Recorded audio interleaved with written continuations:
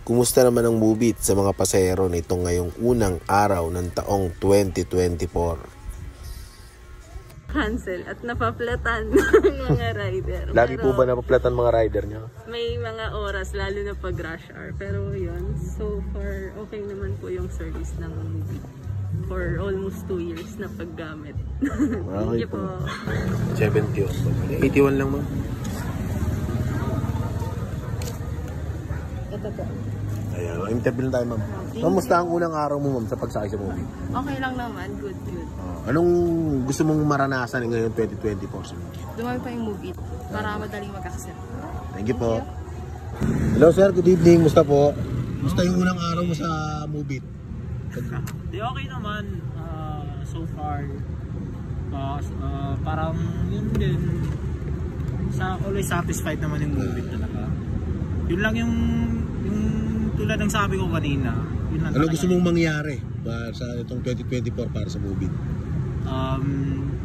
If possible siguro pabilisan yung booking dito. Bakit sa sir? Pasay. Inaabot ka ba ng ilang ano? Actually umaabot ng almost hour. Minsan 1 hour ganun. Eh syempre may hassle yun lalo na pag pauwi ka na. Mag-aantay ka pa ng booking. Kaya yun minsan parang mapipilitan ka na lang talagang Kumuha sa iba. Oo, kumuha sa iba or mag-commute na lang talaga. So yun. Sige sir. Yun lang naman yung medyo downside niya. Promo sir, gusto mo ng promo? Promo. Siguro sa driver na lang yun. Sige sir. Okay naman yung sigilan ng Ng pamasahe. pamasahe. Medyo fair din yun. Fair sa driver, fair din sa amin. Thank you sir. Hi ma'am, good evening po. Hello. Kumusta ang first day mo sa Move It ng 2024?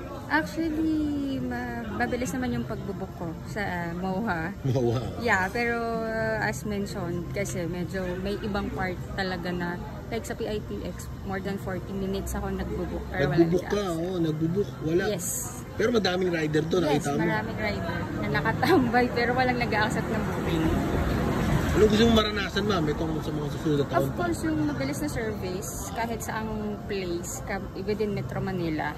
Okay naman ang pair. Yes, of Ayos course. Hi ma'am, salamat po. Thank you so much. Ito po ang Move It ngayon, 2024 sa ito. Okay lang naman po. Gusto naman ang pagbubuk mo?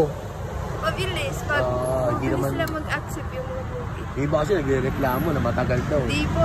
Sa akin, experience ko po sobrang mabilis. Kumusta yung pamasahe sa Move It? Okay lang din. Sakto lang din yung file nila. Sige po, salamat po.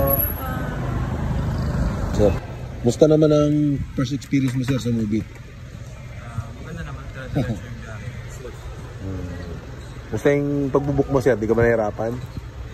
Compared dun sa dalawang app, mas mabilis sa Move It.